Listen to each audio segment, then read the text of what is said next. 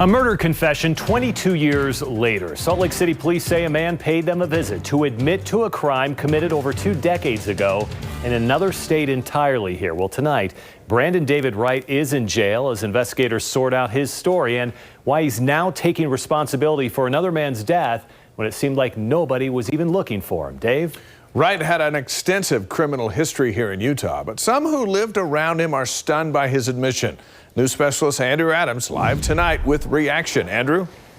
Dave, seems like everybody was a little bit shocked. After all, it's not every day that somebody walks in here and tells the jail staff, hey, I killed a guy. And former neighbors are equally stunned. He was giving stuff away, he's like, we're leaving. Memories of the guy next door. He actually gave me some old cowboy boots that he owned and stuff. To Alex Lemus, Brandon Wright was somebody who made a lasting impression. We're kind of freaked out of a guy with tattoos everywhere all over his body, but when he came over, said hi, he was like a really nice guy. It was 3 years ago. Lemus says Wright was friendly, wasn't afraid to ask for a ride to pick up beer.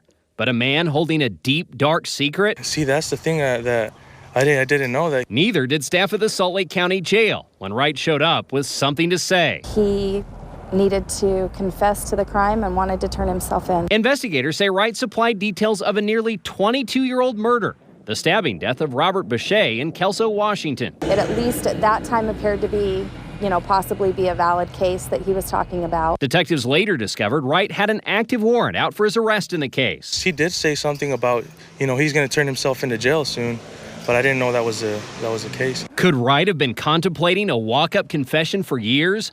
It's hard to say. A search of court records discovered Wright had been in prison in 2014, where he was charged for having an 8-inch homemade knife tucked in the front waistband of his shorts. His history also includes convictions for aggravated robbery, an attempted aggravated assault with a deadly weapon. Kind of shocked, honestly, that that was him. For this former neighbor, the latest accusation is a head shaker. Such a nice guy, Didn't believe that would be him, I went to another past address for Wright this afternoon, talked to a guy who bought his house from Wright and his ex-wife. At the time, he said that Wright was behind bars, but he was equally shocked.